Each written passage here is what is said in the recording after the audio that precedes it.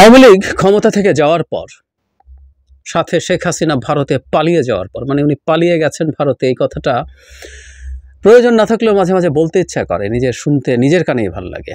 যাই হোক, যাওয়ার পর বেশ কয়েকটা জায়গায় আমাদের খুব সিগনিফিক্যান্ট কতগুলো পরিবর্তন দেখা যাচ্ছে। এর মধ্যে একটা হচ্ছে ভারতের সাথে আমরা কিভাবে ইন্টারাক্ট করছি। আমি মনে করি এই অন্তর্বর্তীকালীন সরকার একটা খুব গুরুত্বপূর্ণ কাজ আমাদের জন্য করছেন, ভারতের সাথে আমাদের সম্পর্কটাকে সঠিক জায়গায় নিয়ে আসার চেষ্টা করছেন। এটা নিয়ে কথা বলবো। তার আগে ভারতের সাথে রিলেট করা যাবে, সেটা হলো একটা স্বৈরাচারী সরকার যখন ক্ষমতায় থাকে সে তখন জনগণের ম্যান্ডেটকে আর পাত্তা দেয় না, তোয়াক্কা করে না। তো আপনার মানুষের ভোট যদি না লাগে, আপনার ম্যান্ডেট যদি না লাগে, তখন আপনি মানুষকে আর পাত্তা দেন না। আমার বিবেচনায় এটা খুব ভয়ঙ্কর ব্যাপার ছিল যে আওয়ামী লীগের সামনে আমরা ঠিক মানুষ ছিলাম না। আওয়ামী লীগের লোকজন বেশিরভাগ ক্ষেত্রে আমরা যারা সাধারণ মানুষ, আওয়ামী লীগের লোকজন অসাধারণ মানুষ, আমরা সাধারণ মানুষ, আমাদেরকে এমন একটা দৃষ্টিতে তাকাতো যে আমরা ঠিক খুবই করুণার পাত্র, আমরা মানুষ না, আমরা সাব হিউম্যান, আমরা রীতিমতো কীট পতঙ্গ, নর্দমার, এরকম একটা লুক ছিল। সো আমাদের যে লিস্ট একটা নাগরিক হিসাবে মর্যাদা, সেই মর্যাদাটা আমরা ফিল করতাম না। এই কথাটা এই জন্য বললাম, ঠিক একই রকম একটা ঘটনা আমরা বাংলাদেশ একটা স্বাধীন দেশের নাগরিক হিসাবে ভারতের সামনে আমরা এই মর্যাদাটা ফিল করতাম না। ভারত আমাদের কাছে আওয়ামী লীগ যেভাবে আমাদের সাধারণ মানুষের দিকে যেভাবে তাকাতো নর্দমার কীটের মতো, ভারত রাষ্ট্র হিসাবে বাংলাদেশের প্রতি, বাংলাদেশের মানুষের প্রতি একই রকম তাচ্ছিল্য, একই রকম বিদ্রুপ, একই রকম ঘৃণা টু সাম এক্সটেন্ট নিয়ে তাকাতো। পাত্তা দেয় এটাই না। আমরা কে ভারতকে নিয়ে কথা বলবো? আমার মনে আছে এই কমেন্ট, এই ভিডিওর কমেন্টেও ভারতীয়রা অনেকে কমেন্ট করবেন, somehow it connected to some people of India. Fine, আমার মন্তব্য নিয়ে গালিগালাজ নিয়ে কোনো আপত্তি নাই, আমি বহু সময় এই কথা বলেছি, আগেও বলেছি। তো তাদের অনেকের অ্যাটিটিউড এরকম যে মানে আমরা ভারত নিয়ে কথা বলি, ভারতের সাথে সম্পর্ক নিয়ে কথা বলি, একই ধরনের তাচ্ছিল্য। এই ঘটনার পরও ভারত যেভাবে রিয়্যাক্ট করেছে শেখ হাসিনার পতন এবং ভারতে পালিয়ে যাওয়া নিয়ে, সেখানেও আমরা দেখব তারপরও তারা আমাদের এই যে অর্জন, দীর্ঘ নিপীড়ন নির্যাতনের পর, নিষ্পেষণের পর যে অর্জন আমরা করেছি অকল্পনীয় রকম ত্যাগের বিনিময়ে, এখন পর্যন্ত মৃতের সংখ্যা সরকার পতনের পর যদি হিসেব করি সব মিলে 700, সব কিছু, এটা হলো লিস্ট সংখ্যা। এই সব কিছু ঘটেছে আসলে ওই ভদ্রমহিলার অন্যায়ভাবে ক্ষমতা ধরে রাখার জন্য।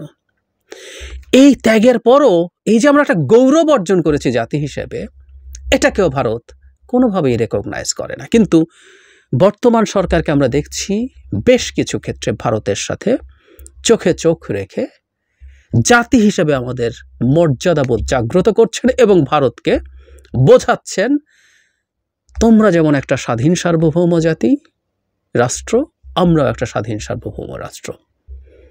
আমরা আকারে ছোট হতে পারি, জনসংখ্যায় ছোট হতে পারি, অর্থনীতির সাইজে ছোট হতে পারি, কিন্তু আমাদেরকে কগনিজেন্সে নিতে হবে ওইভাবে, স্লেভ হিসাবে না, একটা ভ্যাসাল স্টেট হিসাবে না, করদ রাজ্য বা একটা কলোনি হিসাবে না, একটা স্বাধীন রাষ্ট্র হিসাবে নিতে হবে।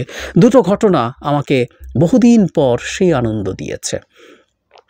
একটা হচ্ছে ভারতের হাই কমিশনার আমাদের পররাষ্ট্র উপদেষ্টার সাথে বসেছেন, সেখানে তিনি বেশ কিছু কথাবার্তা বলেছেন। আমার মনে হয় আমাদের একটু শোনা দরকার, আমাদের অনেকের চোখে পড়েছেও, সেটা আমি একটু জানাই। আমার মনে হয় যে এটা আমাদের এই সম্পর্ক যে নতুন ধরনের রিডিরেকশন হচ্ছে, নতুনভাবে এটা ঠিকঠাক হয়ে উঠছে, অন্তত সেই চেষ্টা অন্তর্বর্তীকালীন সরকারের দিক থেকে আছে, সেটা বুঝবো। দুজনের বৈঠকের পর একটা পররাষ্ট্র মন্ত্রণালয়ের সংবাদ বিজ্ঞপ্তি দেওয়া হয়েছে। ওখানে বলা হয়েছে, পররাষ্ট্র উপদেষ্টা উল্লেখ করেন দ্বিপক্ষীয় সম্পর্ক উন্নয়নে বাংলাদেশ ভারতের সাথে ঘনিষ্ঠভাবে কাজ করতে চায়। আসলেও আমরা মনে করি এই দুটো দেশ ঘনিষ্ঠভাবে কাজ করা উচিত। আগামী দিনে আরও বেশি করে জনগণ কেন্দ্রিক সম্পৃক্ততার উপরে জোর দেন। ভেরি ইন্টারেস্টিং, খুবই রাইটলি আমাদের উপদেষ্টা বলছেন যে জনগণ কেন্দ্রিক যে সম্পৃক্ততা, বাংলাদেশের জনগণের সাথে ভারতের জনগণ, রাষ্ট্রের সাথে রাষ্ট্রের সম্পর্ক হবে।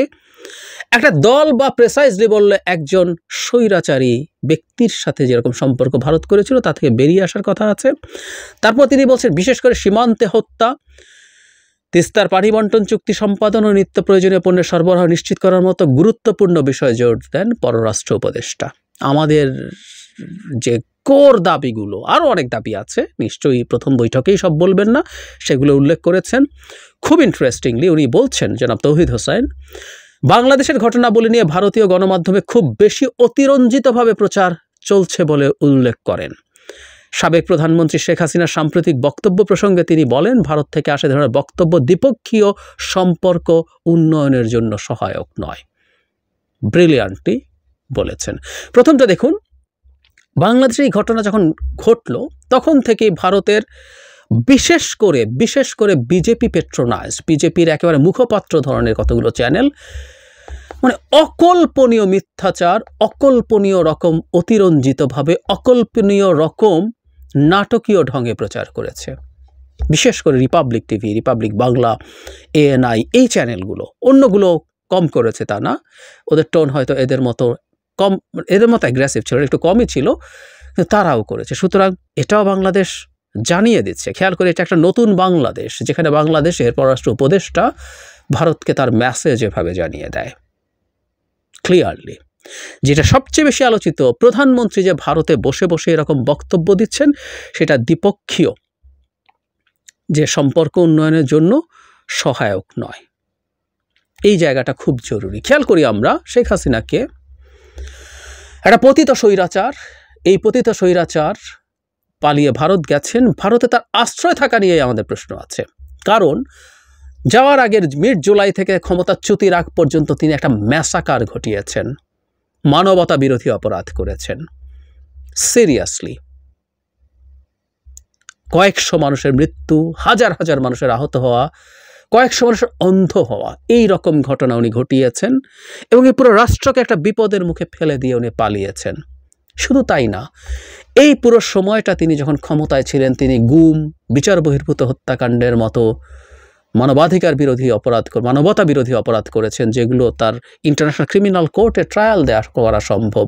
বাংলাদেশে তো তার বিরুদ্ধে কত মামলা হতে পারে, দুর্নীতি দুঃশাসন রিলেটেড মামলা সরিয়েও যদি রাখি। এইরকম একটা বিভৎস মানুষ যে বাংলাদেশ রাষ্ট্রটাকে ধ্বংস করে দিয়েছে, তাকে ভারত আশ্রয় দিয়েছে। এটা ইটসেলফ ভারতের কাছে আমাদের বিরাট চাপের বিষয় হওয়া দরকার। যদিও শশী থারুর, যিনি বাংলাদেশ বিষয়ে মোটামুটি সেন্সিবল কথা বলেছেন, তিনিও দেখলাম শেখ হাসিনাকে আশ্রয় দেওয়াকে পজিটিভলি নিচ্ছেন, কারণ তার বন্ধু বলছেন, কারণ কংগ্রেসেরও একসময় বন্ধু ছিল। আমরা এটুকুর ডিবেট যদি সরিয়েও রাখি, সেখানে বসে তিনি বিবৃতি দিচ্ছেন বাংলাদেশের ভিতরে এটা করো ওটা করো, এবং বাংলাদেশে যে ম্যাসাকার ঘটিয়ে গেছে সেই ম্যাসাকারের পক্ষে সাফাই গাইছেন। এখনো সারা পৃথিবী দেখলো, সারা পৃথিবী কন্ডেম করলো, সহানুভূতি জানালো। ভারত বাংলাদেশের এই ম্যাসাকার নিয়ে জানালো না, শুধু কিছু হিন্দুর ওপরে কিছু হয়েছে কিনা সেটা নিয়ে তাদের মাথা ব্যথা। এই ম্যাসাকার নিয়ে জানালো, সেই ম্যাসাকার নিয়ে মিথ্যাচার করছেন ভারতে বসে বসে শেখ হাসিনা, আহ্বান জানাচ্ছেন এটা করো ওটা করো। এটা তো হতেই পারে, আমরা ক্ষুব্ধ হব, ক্ষুব্ধ হয়েছি, এবং আমাদের উপদেষ্টা এটা জানিয়ে দিয়েছেন। কি অসাধারণ দৃশ্য! বহু বছর পর, ওই যে বললাম, আওয়ামী লীগ যাওয়ার পর যখন নিজকে একজন রাষ্ট্রের নাগরিক বলে মনে হয়, আমি আওয়ামী লীগ না, আওয়ামী লীগ করি না, কিন্তু আমি একজন রাষ্ট্রের নাগরিক, আমার অনেক টাকা নাই, কারো আরও কম আছে, কারো কিছু নেই, কিন্তু এটা আমার স্বাধীন দেশ, আমি এটা স্টেক হোল্ড করি, এই দেশের মালিকানা আছে আমার, সেই বোধটা ঠিক একই রকম। এই উক্তিগুলো সেই রকম একটা অনুভূতি দিচ্ছে। আমি আরেকটা উক্তি যোগ করতে চাই, আমাদের স্বরাষ্ট্র উপদেষ্টা ব্রিগেডিয়ার জেনারেল সাখাওয়াত হোসেনের উক্তি। উনি বর্ডার গার্ড বাংলাদেশের উদ্দেশ্যে স্বরাষ্ট্রমন্ত্রী বলেছেন, বিজিবির মতো একটা ফোর্সকে পিঠ দেখাতে বলেছে সীমান্তে আমাদের লোক মারে, বিজিবি পতাকা বৈঠক করতে বাধ্য হয়। আমি বলেছি যে পিঠ দেখাবেন না, এনাফ ইজ এনাফ। আপনি চিন্তা করে দেখেন তো, হ্যাঁ, এই সরকার ক্ষমতায় আসার পরও একজন সীমান্তে হত্যাকাণ্ডের শিকার হয়েছেন। ভারত তার শত্রুতামূলক অ্যাটিটিউড রেখেই দিয়েছে, কিন্তু বাংলাদেশের একজন উপদেষ্টা বলছেন সাহস করে, হ্যাঁ, বিজেপিকে পিঠ দেখাতে বলা হয়েছিল, ওরা মানুষ মারবে, বিজেপি পতাকা বৈঠক করে তাদেরকে নিয়ে আসবে। উপদেষ্টা বলছেন আর পিঠ দেখাতে হবে না, দেখাবেন না, এনাফ ইজ এনাফ, আসলেই এনাফ ইজ এনাফ। অথচ আগের সরকারের কথা আমাদের মনে থাকার কথা, হাসিনার সরকার, যেখানে মন্ত্রী পর্যন্ত বলছে যে চোরাকারবারি করে বলে এটা হয়, না করলে হতো না। বিজিবির চিফ এই দেশের জনগণকে, বিজিবির ডিজি এই দেশের জনগণকে দায়ী করেছেন সীমান্তে হত্যার জন্য। মানে আমাদের দেশের মানুষ, মন্ত্রী, বিজিবি চিফ, সীমান্তে মানুষ হত্যা করা হচ্ছে, সেটা নিয়ে সাফাই গান। আমরা কোথায় নেমে গিয়েছিলাম ভারতের কাছে, কি পরিমাণ নর্দমার কীটে পরিণত হয়েছিলাম।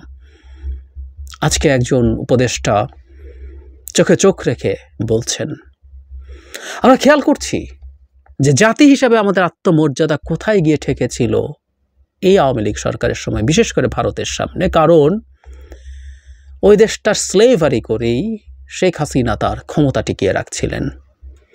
আর আজকে সেই পরিস্থিতির পরিবর্তন হয়েছে। আমরা আমাদের সরকারের এই অবস্থানগুলোর সাথে শক্তভাবে, দৃঢ়ভাবে আছি, দৃঢ়ভাবে থাকব। আমরা জনগণ যদি সরকারের সাথে একসাথে থাকি, আমি বিশ্বাস করি ভারতকে এই রিয়ালিটি মেনে নিতে হবে। এতদিন আমরা কোনোভাবেই সমর্থন করিনি, কিন্তু যায় আসেনি, কারণ একটা স্লেভ সরকারকে দিয়ে ভারত যা চেয়েছে তাই করিয়ে নিয়েছে, যা চেয়েছে তাই, যেভাবে চেয়েছে, যতটুকু চেয়েছে। বাংলাদেশের সব স্বার্থ বিসর্জন দিয়ে ভারতের স্বার্থ রক্ষা করিয়েছে। এখন সেই সরকারটা নেই, সেই সরকারটা জনগণের চাওয়ার সাথে রেজোনেট করছে। দুটো যদি আমরা একত্র থাকতে পারি, শক্ত থাকতে পারি, ভারতের সামনে আমরা ওই যে আমাদের দেশে যেমন মানুষ হয়ে উঠলাম, ভারতের সামনে আমরা একটা রাষ্ট্র হয়ে উঠব, একটা করদ রাজ্য কিংবা কলোনি না। বাংলাদেশ এ দফায় স্বাধীনতার পর ব্যক্তিগত পর্যায়ের বিষয়ের সাথে রাষ্ট্রীয় পর্যায়ে ভারতের মুখোমুখি, এটাও আমাদের এক নতুন বাংলাদেশকে আমরা দেখতে পাচ্ছি। আমাদের উপদেষ্টারা, আমাদের এই সরকার এই ক্ষেত্রে সফল হোক। এবং আমি বহু সময় বলি, ভারত যেভাবে বাংলাদেশের সাথে সম্পর্ক তৈরি করতে চেয়েছে, এটা বাংলাদেশ শুধু না, ভারতের জন্য লং টার্মে বা লং রানে ভালো হবে না। আজকে ভারতের বিভিন্ন জায়গা থেকে গুরুত্বপূর্ণ অ্যানালিস্টরা, গুরুত্বপূর্ণ থিঙ্ক ট্যাঙ্কগুলো বলতে শুরু করেছে, ভারতেও সেই চাপটা তৈরি হয়েছে এই পতনের পরে, এগুলো অনেক আগে হওয়া উচিত ছিল, হয়েছে। সাথে আমরা যদি ঠিকঠাক থাকি, ভারতকেও পাল্টাতে হবে। এবং ভারত হয়তো এখনই বুঝতে পারছে না, কিন্তু এটা ভারতের জন্য আখেরে বেনিফিশিয়াল হবে।